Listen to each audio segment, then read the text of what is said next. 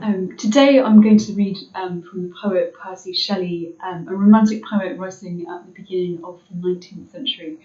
And this is the first 20 or so lines from a longer poem called Julian and Madelon, which is set in Venice. I rode one evening with Count Madelon upon the bank of land which breaks the flow of Adria towards Venice, a bare strand of hillocks heaped from ever-shifting sand, matted with thistles and amphibious weeds, such as from earth's embrace the salt ooze breathes, is this, an uninhabited seaside, which the lone fisher, when his nets are dried, abandons, and no other object breaks the waste, but one dwarf tree and some few stakes broken and unrepaired, and the tide makes a narrow space of level sand thereon, which was our wont to ride while day went down. This ride was my delight. I love all waste and solitary places, where we taste the pleasure of believing what we see is boundless, as we wish our souls to be. And such was this wide ocean, and this shore more barren than its billows, and yet more than all, with a remembered friend I love to ride as then I rode. But the winds drove the living spray along the sunny air into our faces.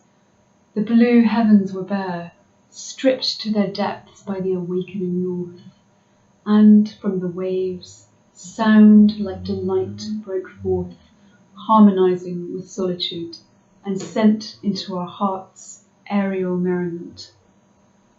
So, as we rode, we talked, and the swift thought, winging itself with laughter, lingered not, but flew from brain to brain. Such glee was ours, charged with light memories of remembered hours, none slow enough for sadness, till we came homeward, which always makes the spirit tame. So at first this seems like quite an unpromising and bleak scene, but one of the reasons I really like this section of the poem is because it shows Shelley's brilliant balancing of rhyme and enjambment. And in this passage, the enjambment, which of course means that when the line carries over the ending without a punctuation break, creates a sense of openness and movement. Whereas the rhyme scheme, where the lines are all rhymed in pairs, known as heroic couplets, brings about a limiting or a restraining element to the poetry. And that tension between the limiting factor of the rhyme against the flow of the iambic pentameter and the enjambment brings a dynamic and vital energy to the poem. And one of the recurring tropes of Shelley's poetry is his obsession with boundaries on the one hand and boundlessness on the other. So his poems are full of open-ended spaces, of wide, expansive skies which reach outward to infinity, unreachable horizons with the grandeur of wild mountain ranges in the ineffable distance. But at the same time, he keeps coming against limits, barriers, chains. And that movement between the boundless and the bounded is connected to the political idealism of Shelley's thought, and much of his poetry is concerned with ideals of democracy, freedom, love, and equality, and how those can conquer tyranny, hate, lies, and suffering to bring in those ideals to pass. And what we often find in Shelley's poetry is that he draws upon the landscape and the scenery around him to push against the limits of what's possible.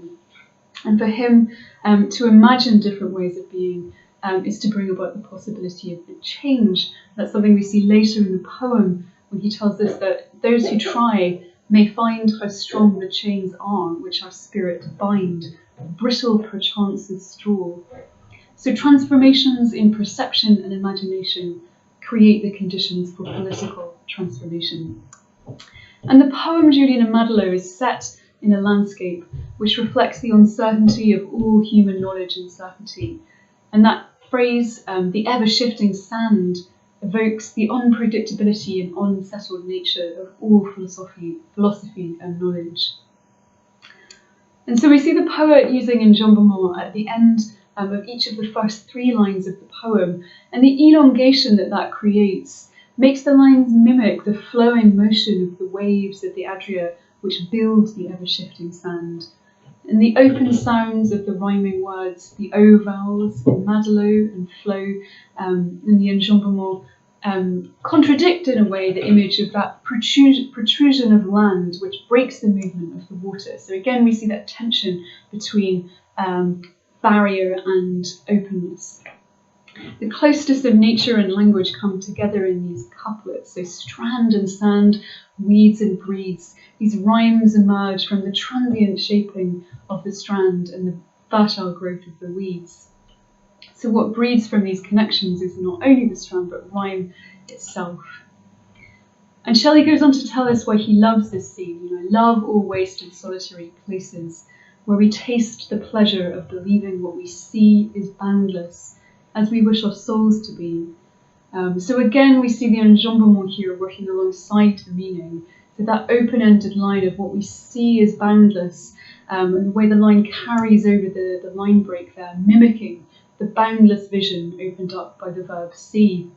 But the end point of the colon, and we wish our souls to be, places a limit on the soul's potential to be boundless, acknowledging that this remains a wish rather than yet a reality.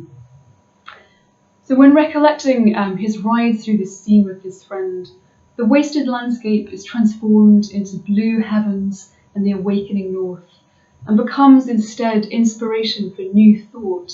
The living spray of the water stands in for the swift thought that flew from brain to brain, as the friends discuss free will, destiny, suffering, the power of man over his own mind, and thus his potential to change the world around him.